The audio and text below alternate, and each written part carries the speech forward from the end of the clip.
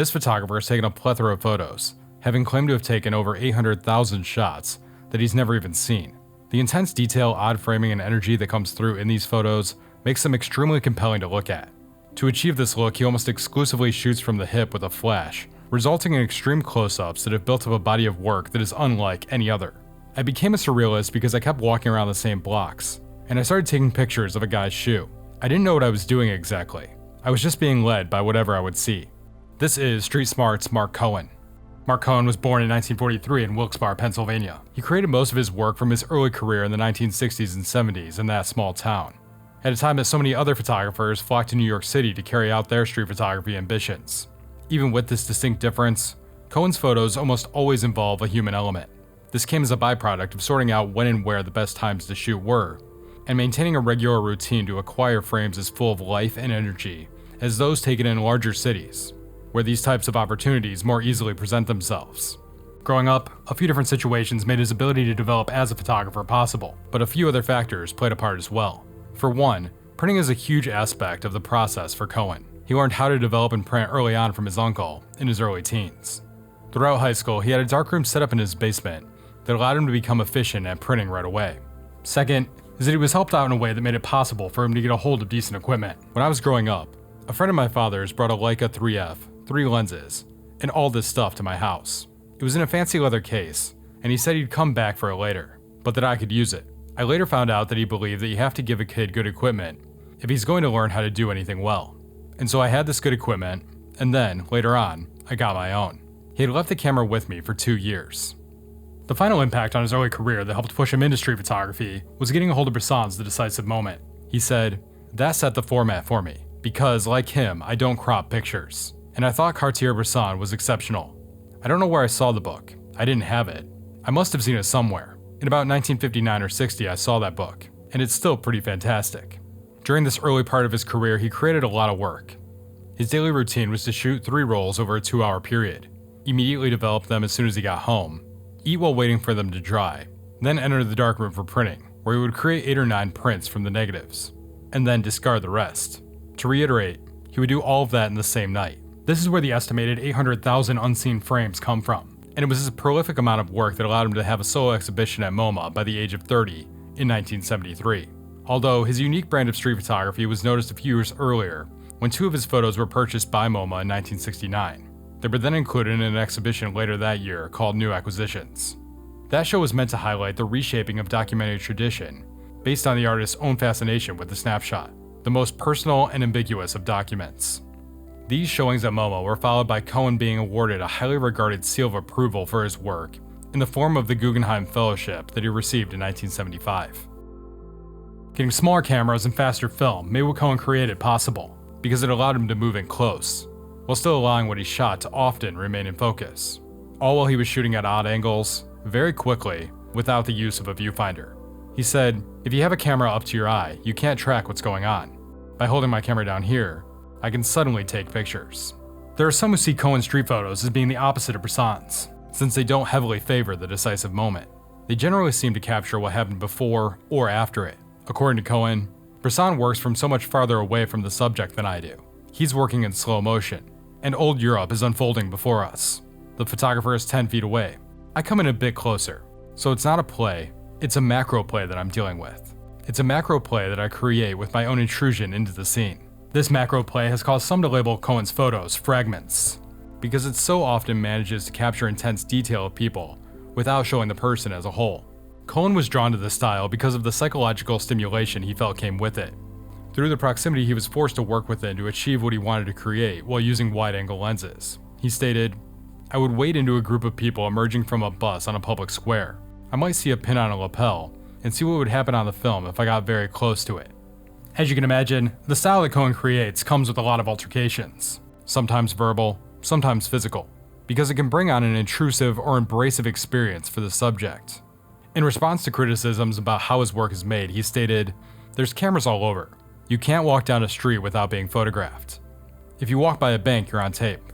There are cameras everywhere you look. And what are the damages? If I take a picture of kids running down the street, or I take a picture of a knee and I put it in the book, I'm not identifying the place or who it is. It's just a picture of a knee." And this intense style can be a hard sell, Cohen claims to have never made much money off of his work. This shows a commitment to his style and craft, since he continues to create images in this style whether they sell well or not. The galleries thought my pictures were strong. I got good reviews, but they never sold many. But that was okay, it's still hard to sell them. For instance, I sold the Headless Horseman picture to somebody, and he brought it back because it frightened his wife. Now if I made landscapes or still lifes, I guess that would be easier. Or if I made pictures of Paris or New York, I don't know. The print also continues to be a very personal part of the process for Cohen. The feeling it gives him might speak to why he's continued his pursuit for so long, despite not having the same level of recognition as others from his era of street photography. Reflecting on this, he said, "I think I am most calm and moved by a new print. I start to look at it as soon as the film is fixed. A 36 exposure roll of Tri-X. It's like today's glass plates. I'm surprised by the negatives of pictures that I forgot that I might have taken only a few hours ago. And these are accidental exposures. It's all chance." Grim Street is potentially Mark Cohen's most well-known work. The images in this book were created in Wilkes-Barre during the 60s, 70s, and 80s. Like his other work, most if not all of these photos were shot from the hip, in what Cohen refers to as grab shots. Since Wilkes-Barre isn't the kind of place that you'd consider would be strong for street photography, Cohen had to know it inside and out so that subjects would be available to him when he wanted to make his photos. According to Cohen, before the interstate highway system, Wilkes-Barre was a little city. The downtown had a certain density, and there were people on the street, so I could work. It wasn't like William Klein's pictures in New York or Tokyo, with an incredible density of people. Wilkes-Barre never had that kind of intensity, but there were a lot more people around in the summer, and sometimes they would get to know me. That made it a little bit more comfortable, or maybe uncomfortable. There were certain places in Wilkes-Barre, certain alleys and streets, and places I knew would be great on a summer evening, when it was hot. They're not expensive neighborhoods, and the people are outside, sitting on their porches with their children running around. And I used to go to work under a certain bridge if it was pouring, because people used to hide there from the rain. This video is brought to you by Dehancer Film Emulation, a plugin to help photographers and videographers achieve the look of film through digital means within the following software. For more information on how Dehancer can help you achieve the look of film on your frames by adding authentic and tested looks, compression, grain, halation, bloom, and more, check the link in the description. While Cohen almost exclusively worked in Wilkes-Barre, the more recently released book Tall Socks only contains photos created in New York City during the summer of 1973. Cohen spent the month of July in that year taking part in an NYU film production workshop. This didn't take up a lot of his time, so he practiced street photography during the many hours that he had available outside of class. Very few of these images had been seen up until the release of this book, since so many of the negatives were part of those early discarded images that were never put to print. Many have noted that this was a pretty rough time in New York's history, but Cohen still managed to get past the crime, garbage, graffiti, and destruction, and capture everyday people going about their lives through the up-close details he's so good at capturing. This included a girl with tall socks that gave the book its title. Trespass is a book that really stands out from a lot of the work that Cohen has produced, because all the photos within it are made in color. Since Cohen is so heavily associated with black and white photography, it often isn't realized that he was one of the early adopters of color film. The images in this book date back to some of the earliest parts of his career, and the era regarded for its establishment of color in street photography. Saul Leiter, Ernst Haas, and William Eggleston, among a few others, are usually given credit for being the pioneers of color street photography, and Cohen's name is left off this list since his color photos were left out of his early MoMA showings, leaving them to be mostly unrecognized until much later. The early photos were initially dismissed because the museum felt they didn't carry the same power and weight of his other work. Speaking on this topic, Cohen said, "I knew about Ernst Haas, but color was completely absorbed by Eggleston. Eggleston had such a big footprint because John Sarkowski made the book William Eggleston's Guide, and suddenly, everybody's making color pictures.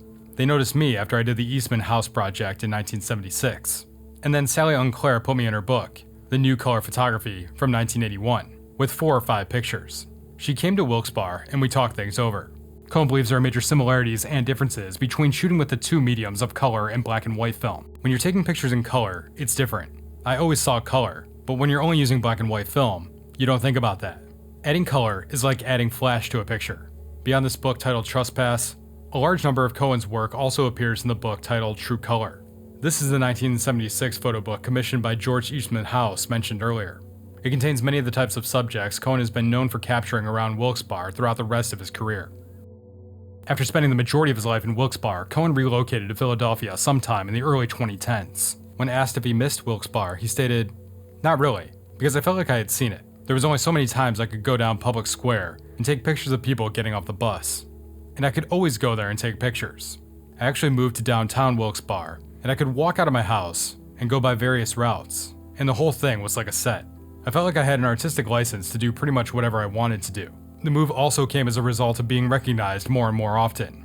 Where Cohen had once been anonymous with a license to do what he wanted, once he became known, the license was effectively revoked, because he could no longer create work in a way that had been so effective for him for so many years. He continues to create photos, and currently has an exhibition called Low Ideas that's running in Paris through January 2026. It revolves around images of discarded items found around city streets, taken at extremely low angles, without the inclusion of any subjects. Thanks for watching. If you made it this far, please like, share, comment, and subscribe, and until next time, keep developing.